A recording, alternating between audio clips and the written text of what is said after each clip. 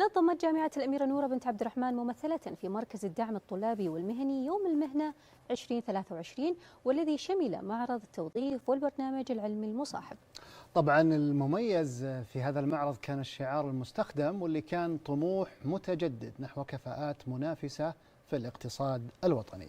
طبعا يهدف تعزيز التعاون بين شباب الوطن من الجنسين وجهات التوظيف. خلونا نتابع المزيد عن هذا المعرض في هذا التقرير.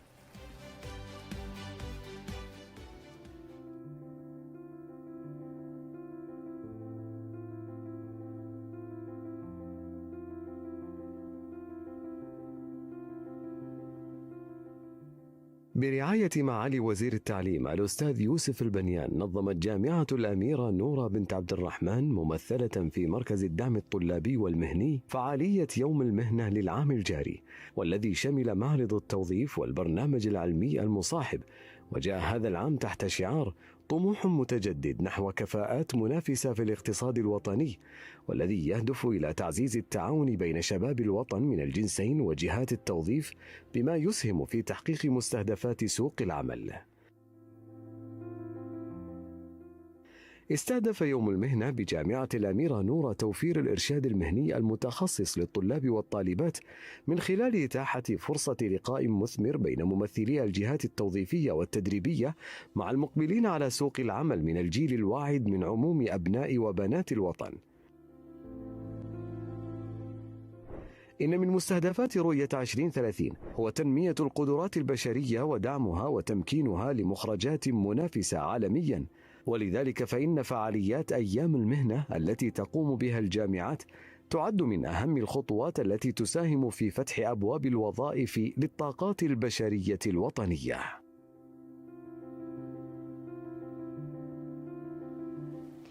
مشاهدينا، من بعد ما تابعنا معكم هذا التقرير راح نقدم لكم تفاصيل أكثر حول هذه المبادرة. خلونا نرحب بضيفتنا عبر السكايب الدكتورة هناء الحميد، وكيلة الخدمات الطلابية بعمادة شؤون الطالبات في جامعة الأميرة نورة بنت عبد الرحمن. حياك الله دكتورة هناء في عين التعليم. هلا وسهلا، حياكم الله جميعا. حياك الله دكتورة هناء. دكتورة هناء، يعني في البداية لو توضحي لنا هدف الجامعة من إقامة مثل هذا المعرض. طيب، بسم الله الرحمن الرحيم. بالنسبة ليوم المهنة هو يحقق يعني أهم مستهدفات الجامعة. خلينا نقول الهدف الأول للجامعة اللي هو كفاءات منافسة في الاقتصاد الوطني. طبعا هذا العام عدنا بطموح متجدد نحو كفاءات منافسة. كذلك يمثل البرنامج أو يوم المهنة هو يعني يحقق أهم مستهدفات برنامج تنمية القدرات البشرية الذي أطلقه سمو سيدي ولي العهد الأمير محمد بن سلمان عام 2021. خلال يوم المهنة نحاول تسليط الضوء على قدرات أبناء الوطن ذكور وإناث، كذلك تأهيلهم لتحقيق المخرجات المنافسة محليا وكذلك عالميا. وطبعا من منطلقات البرنامج أنه يهتم بتعزيز المبادرات التي يعني سلط الضوء عليها برنامج تنمية القدرات البشرية، ومن أهمها الإرشاد المهني المبكر، كذلك ضخ الكوادر بشكل مبكر سواء للتدريب أو كذلك للتوظيف. ممتاز، يعطيكم العافية على مثل هذا المعرض دكتورة هناء. لو تحدثينا مع المشاهدين عن نوعية الفرص الوظيفية اللي قدمتوها للطلاب والطالبات في هذا المعرض. بالنسبة للفرص الوظيفية، طبعا يوم المهنة نحاول في جاهدين أن نوفر فرص متنوعة من جميع القطاعات، سواء القطاع الخاص أو العام. كذلك الفرص التدريبية نحاول إتاحتها للمقبلين على سوق العمل. ومما يميز خطوات الحديثة في الربط بين المخرجات وسوق العمل هو البدء مبكرا بالطلاب. فحتى فئة الطلاب تم تسليط الضوء على توفير الفرص المناسبة لهم للدخول بشكل مبكر. جميل. طيب، احنا نعرف انه مثل هذه المعارض هدفها الرئيسي هو تمكين الطلاب من سوق العمل. طيب، كيف يفهم الطالب أهمية مثل هذه المعارض وتوجيهه إلى سوق العمل أو فهم سوق العمل بشكل أفضل؟ جميل. بالنسبة ليوم المهنة طبعا لا يقتصر فقط على معرض التوظيف، كما أشرت في التقرير قبلي، فهو يضم برنامج علمي مصاحب متكامل. لدينا معرض توظيف صحيح أكثر من 50 جهة توظيف مشاركة في الميدان ما بين القطاع الخاص والعام وكذلك القطاع الغير ربحي. إضافة إلى ذلك برنامج علمي مكثف من ناحية تقديم الورش التدريبية، الدورات، الجلسات الحوارية، وهذا ما تميزنا به هذا العام، إقامة عدد من الجلسات الحوارية المهنية التي تحمل طابع التفاعل بين مقدم الحوار وبين الجمهور.